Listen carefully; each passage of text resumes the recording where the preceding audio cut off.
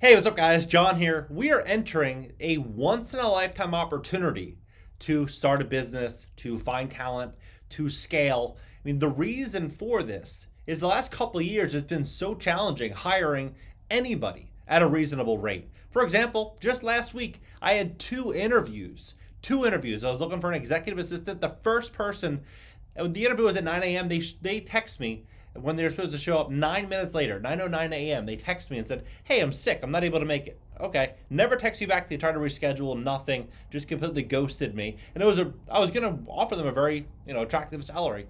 The second person, they wanted $100,000 a year to be an assistant, mainly responding to emails and doing secretarial work. I mean, the job market it was very challenging for a business owner to be able to attract the right employee. But what I think is going to happen is I believe that we're going to see interest rates continue to rise and this labor market continue to fall apart, and people are going to really start coming to their senses on salaries. We're going to start to see employers looking for ways in which they can cut cost. They're going to start price shopping. Say, you know what, I hired this person for $85,000 a year last year, and that was what the market demanded. But right now, there's a huge opening for a bunch of people at 70,000 or 75,000 on Indeed or one of these websites. And what I think is going to happen is you're going to start seeing all these CEOs and executives looking down at their bottom line saying, you know what, we can save money here, save money here, save money here. And it's just going to be a domino effect across the labor market. Take a look at this. Buckle up, America. The Fed plans to sharply boost unemployment. Also, please hit the like button, hit the like button. YouTube's going to share this content to educate more people about what's really going on. Right now, Stanley Black & Decker plans to cut 1,000 finance jobs. SoftBank's vision, they're going to cut 30% of staff. You have the BBC network to cut hundreds of jobs across the world service with radio stations. Klarna make the second round of job cuts. Credit Suisse, we've heard about the chaos happening right now at Credit Suisse. Many rumors that they could potentially collapse. And they're saying that they're preparing for a Uli the knife to carve up the investment bank.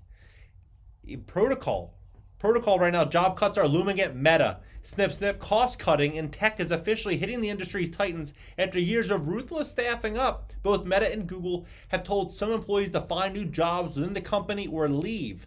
According to a report from the Wall Street Journal, these actions at Meta via the Department of Reorganization have affected a significant number of employees. Cuts are unexpected. A Meta spokesperson pointed out Mark Zuckerberg told investors on the company's July earnings call that he planned to steadily reduce headcount over the coming year, and that many teams are going to shrink so we can shift energy to other areas. You look at this, Amazon, for example, closing 44 warehouses. They're stopping construction on 7 towers. I mean, they are closing 4 to 5 US call centers. You start to see all of the tech money, all of the smart money, the deep-pocketed companies all issuing massive layoffs. They're doing this because they know huge problems are coming. But that's not to scare you. These huge problems could be a massive blessing to a smart entrepreneur that's looking to grow and scale a company. Tech layoffs afoot in San Francisco.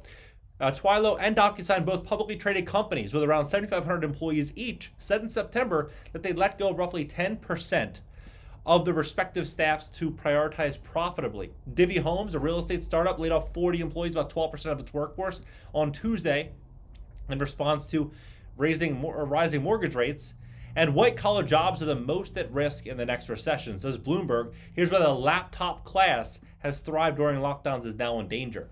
I mean, they're in danger because it's so easy. If you can work from home, for the CEO to say, or an executive at the company to say, you know what, we can start to find, yeah, sure, we can save 15 or 20% here in America by hiring somebody, but if they only have to come into the office once a month, or maybe they don't even need to come into the office, why not just hire overseas? That's exactly what's going to happen.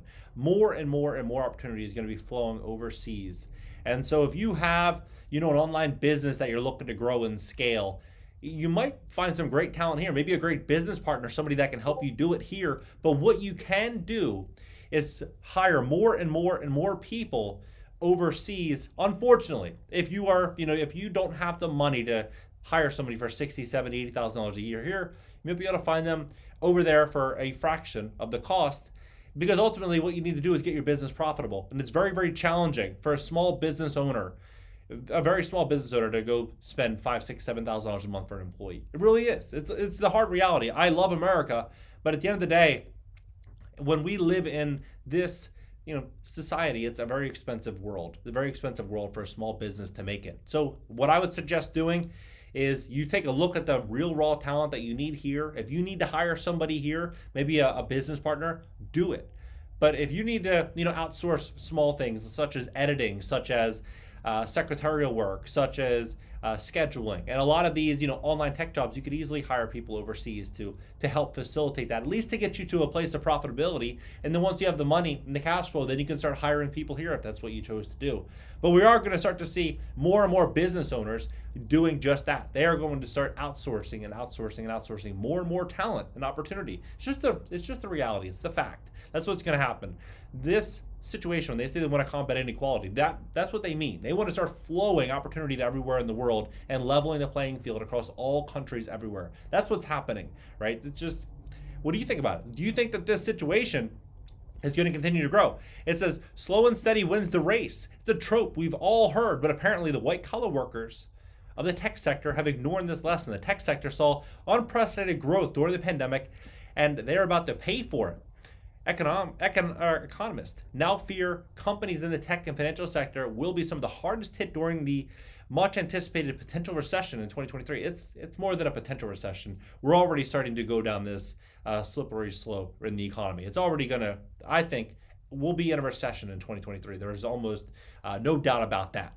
A real recession, not like what we're in right now. What we're in right now, this is nothing. I don't feel anything. Sure, stocks are down, real estate's down a little bit, but I mean a real recession where people are panicking.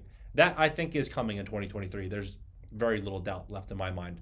And what I think is happening is as those tech stocks start to crash, they're going to really start to continue to restructure themselves.